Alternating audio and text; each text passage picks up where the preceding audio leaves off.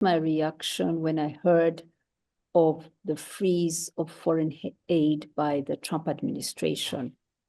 Shock, complete shock. You know, now we estimate that if this pause, in 90 days pause, results in removing American support for the HIV response, we will have an additional 6.3 million deaths in the next 5 years. 21 million people depend on a tablet or number of tablets every day to stay alive on treatment that comes from PEPFAR, the American program. How can Africa cover this deficit? Well, first, the saddest part of this is its immediacy. 55 countries are supported by PEPFAR to some degree in their response. Most of them are African, most of them are low-income countries. They are already highly indebted, servicing their debt to levels that swallow up more than 50% of their budgets for some of them. They are facing climate shocks. They are facing low domestic revenue collections.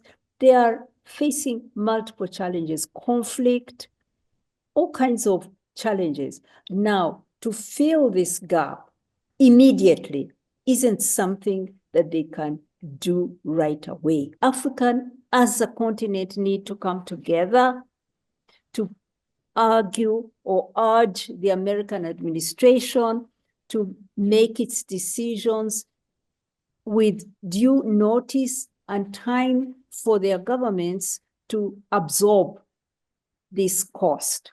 But also, Africa will need to reprioritize. African countries will need to reprioritize. The lives of their people are so important.